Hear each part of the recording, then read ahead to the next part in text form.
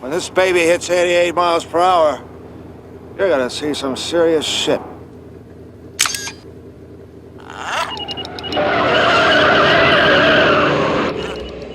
This attraction didn't just adapt a movie, it extended it. A ride that turned special effects, motion simulation, and pure chaos into one of the most influential theme park experiences ever built. My name is Park Hopper Chris, and this is Sunday Ride Showcase, a weekly series where every week I take an attraction from around the world and do a deep dive into its history, how it works, and its impact on the theme park world. And today on episode 50 of Sunday Ride Showcase, we're traveling back to Universal Studios Florida to revisit a ride that defined an entire era of themed entertainment. This is Back to the Future, The Ride.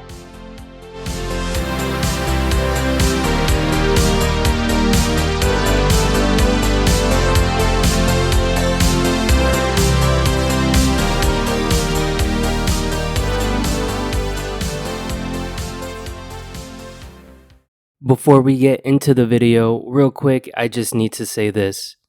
There are 91.2% of you who aren't subscribed who keep coming back. Dude, it's literally free. Oh my god! Wow! It costs you nothing and at the same time helps me out tremendously. So please, do me a favor and just press subscribe, especially if you keep coming back and you enjoy the content. Just do it. Go now. Okay? Bye. Thanks. In the late 1980s and early 1990s, Universal Studios Florida was still figuring out what it wanted to be. It wasn't Disneyland. It wasn't trying to feel timeless or nostalgic. Universal leaned into something different. Movies as experiences, stunts as attractions, and technology as spectacle. At the center of that philosophy was one ride system that could simulate anything.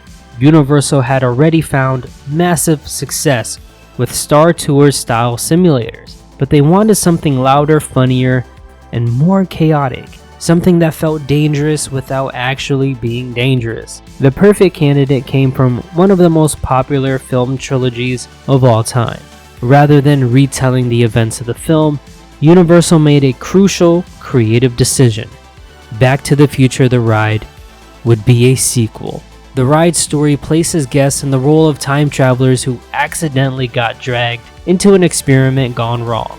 Biff Tannen steals a time machine, jumps into the future, and Doc Brown recruits riders to chase him across time. Michael J. Fox, Christopher Lloyd, and Thomas F. Wilson all returned to record new footage specifically for the attraction. This instantly elevated the ride beyond a simple adaptation.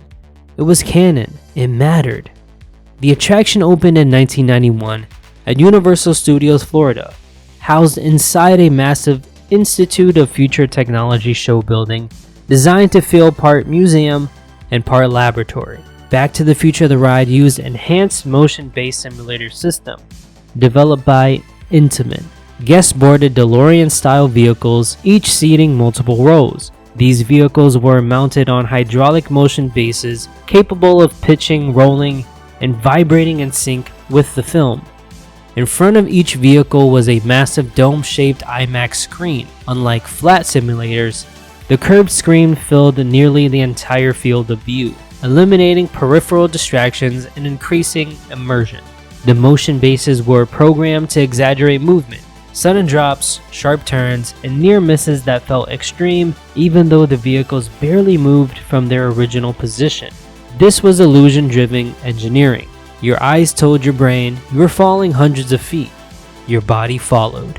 The ride film was directed by Douglas Trumbull, known for his work on 2001: A Space Odyssey and Blade Runner. His involvement gave the attraction a level of visual credibility rarely seen in theme park media at the time. The chase sequence jumps through prehistoric eras, futuristic cities, and iconic locations from films. Practical models, forced perspective, and early CGI were blended together to create scale. Every close call was designed to trigger a physical reaction from the motion base. Dips, jolts, and shakes timed perfectly to the action on screen. The ride didn't rely on realism, it relied on rhythm. The experience began long before boarding. Guests toured the Institute of Future Technology, encountering exhibits that blended satire with science fiction.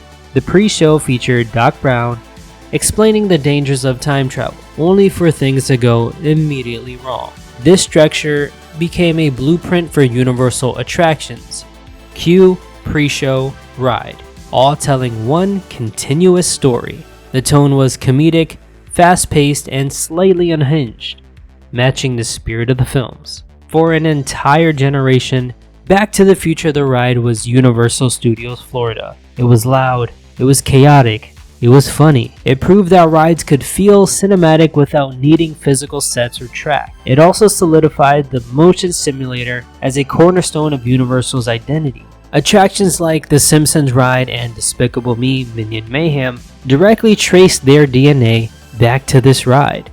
By the mid-2000s, technology had moved on. Motion simulators became sharper, smoother, and more precise. Back to the Future's film resolution and motion profile began to feel dated. At the same time, Universal shifted toward newer IP that could support long-term franchises. In 2007, Back to the Future the ride closed at Universal Studios Florida, later replaced by the Simpsons ride, which reused much of the ride system and building. The closure wasn't a rejection of the ride, it was a reflection of how influential it had been. Back to the Future the ride helped define modern themed entertainment. It showed that movie-based attractions could tell new stories. It proved motion simulation could feel thrilling and not passive. And it established Universal as a place where chaos, humor, and spectacle could coexist. Even decades later, its influence is everywhere. Back to the Future the ride wasn't subtle, it was gentle. It didn't aim for elegance. It aimed to make you laugh, scream, and feel like you were barely in control. And in doing so, it became one of the most important attractions Universal ever built. Thank you for watching episode 50 of Sunday Ride Showcase. Please like and subscribe so you don't miss out on future episodes. Until next time, I'll see you in the queue.